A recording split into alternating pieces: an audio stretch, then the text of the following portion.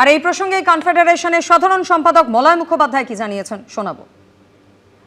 সর্বোচ্চ আদালত এখানে হাই পাওয়ার কমিটি করে দিয়েছে। দুর্ভাগ্য যে হাই পাওয়ার কমিটি সরকারের সঙ্গে কি কথা বলেনি। সেই কথা বলে যদি সর্বোচ্চ আদালতে রিপোর্ট দিত তাহলে তো সেক্ষেত্রে সর্বোচ্চ আদালতই সেটাকে রিগ্রেট করে দিতে পারতো যে না দিতেই হবে। হ্যাঁ, কারণ আমরা তো কন্টেম্প করে দিয়েছি। তাহলে সোমবার দিন কন্টেম্পটার জন্য আমরা আবার মেনশন করে যাতে খুব তাড়াতাড়ি আমাদের এই কন্টেম্পটা সর্বোচ্চ আদালতে মানে মামলাটা চলে সেই দিকে অগ্রসর হবে। রান্নার গ্যাসের দাম এক লাফে বেড়ে গেল 60 টাকা, অর্থাৎ এতদিন 14.2 কেজির রান্নার গ্যাসের সিলিন্ডারের দাম এবার থেকে পাওয়া যাবে 939 টাকা করে, এবং একই সঙ্গে বাণিজ্যিক গ্যাস অর্থাৎ 19 কেজির যে গ্যাস তার দামও কিন্তু বেড়ে হলো প্রায় 2000 টাকা এক লাফে, সেখানেও বাড়লো 114.50 টাকা দাম। রান্নার গ্যাসের দাম এক ঝটকায় বেড়ে যাওয়ায় খুব স্বাভাবিকভাবেই চিন্তায় পড়বেন সাধারণ মানুষ। পশ্চিমবঙ্গ সহ মোট 5টি রাজ্যে কিন্তু সামনেই রয়েছে বিধানসভা নির্বাচন, আর তার আগে রান্নার গ্যাসের দাম বাড়াতে স্বাভাবিকভাবেই চিন্তা কিন্তু বাড়ছে। তবে যুদ্ধ পরিস্থিতি যদি দীর্ঘস্থায়ী হয় এবং যেভাবে অপরিশোধিত তেলের দাম ব্যারেল প্রতি লাফিয়ে লাফিয়ে বাড়ছে, তাতে কিন্তু রান্নার গ্যাসের দাম এবং একই সঙ্গে পেট্রোপণ্যের দাম কিন্তু বাড়ার আশঙ্কাই রয়েছে। পারস্য উপসাগরীয় দেশগুলি থেকে তেলের ট্যাঙ্কার ওমান সাগরে এসে না মেশা অবধি গোটা বিশ্ব কিন্তু চিন্তায় রয়েছে। হরমুজের দখল ধরে রেখেছে ইরান, আর এই পরিস্থিতিতে তেল এবং এলপিজির যোগান নিয়ে আশঙ্কা কিন্তু বেড়েই চলেছে। রাজ্যের এলপিজি ডিস্ট্রিবিউটরদের তরফে দাবি করা হয়েছে যে তাদের কাছে মাত্র 4-5 দিনের জন্য এলপিজি স্টক রয়েছে।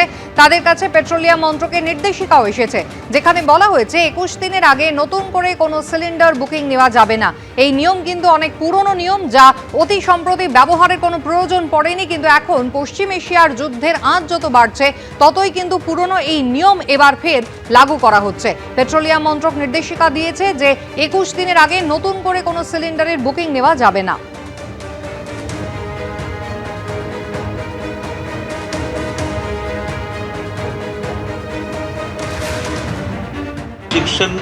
শুরু হয়ে গেছে, বড় বড় কাস্টমারদেরকে সাপ্লাই এখন আর দেওয়া হচ্ছে না। এইচপিসি বিপিসি সাপ্লাই বন্ধ হয়েছে, ইন্ডিয়ান অয়েলেরও হয়তো আজকালের মধ্যে বন্ধ করে দেবে। পশ্চিম এশিয়ায় যুদ্ধ পরিস্থিতির দিকেও নজর রাখতে হচ্ছে, তার কারণ এবার তার সরাসরি প্রভাব এসে পড়েছে। এক ধাক্কায় রান্নার গ্যাসের দাম অনেকটাই বেড়েছে। সিলিন্ডার প্রতি 60 টাকা দাম বেড়েছে রান্নার গ্যাসের। শনিবার অর্থাৎ গতকাল থেকে ঘরোয়া এবং বাণিজ্যিক রান্নার গ্যাসের দাম বাড়ানো হয়েছে। ঘরোয়া রান্নার গ্যাসের দাম এক লাফে বেড়েছে সিলিন্ডার প্রতি 60 টাকা। কলকাতায় রান্নার গ্যাসের দাম বেড়ে হয়েছে 939 টাকা। অন্যদিকে 19 কেজির বাণিজ্যিক রান্নার গ্যাসের দাম বেড়েছে সিলিন্ডার প্রতি 114 টাকা 50 পয়সা। অর্থাৎ বাণিজ্যিক রান্নার গ্যাসের দাম বেড়ে হয়েছে 1990 টাকা। যুদ্ধ না থামলে পরিস্থিতি কোন দিকে যাবে এখন সবাই সেটা নিয়েই উদ্বিগ্ন। এর আগে থেকে এই আশঙ্কা করা হচ্ছিল যে যদি যুদ্ধ পরিস্থিতি না থামে, এই পরিস্থিতি যদি চলতে থাকে তাহলে কোন কোন দিকে প্রভাব পড়তে পারে। সমস্ত আশঙ্কা সত্যি করে যেটা দেখা গেল যে রান্নার গ্যাসের দাম এক লাফে অনেকটা বাড়লো। সিলিন্ডার প্রতি 60 টাকা দাম বাড়লো রান্নার গ্যাসের।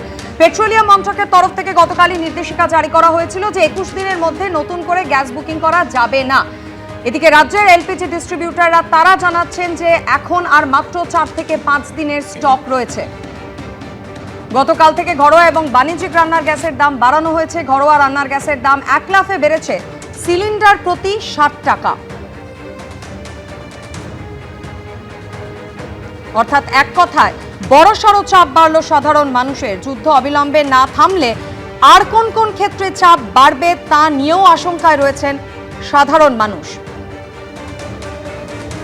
হরমুজ প্রণালীতে তেলবাহী জাহাজগুলি আটকে রয়েছে, দখলে রেখেছে ইরান। এই পরিস্থিতিতে ভারতের জন্য ক্রমেই বাড়ছে উদ্বেগ। তেল এবং এলপিজির যোগান নিয়ে আশঙ্কা ক্রমেই বাড়ছে। পেট্রোলিয়াম মন্ত্রকের তরফ থেকে আগে আশ্বস্ত করা হয়েছিল, পরে বলা হয় নতুন নির্দেশিকা জারি করা হয় 21 দিনের আগে নতুন করে কোনো সিলিন্ডার বুকিং করা যাবে না, এমনটাও বলা হয়। কিন্তু রাজ্যের এলপিজি ডিস্ট্রিবিউটার তারা বলছেন যে তাদের কাছে মাত্র 4 থেকে 5 দিনেরই স্টক রয়েছে।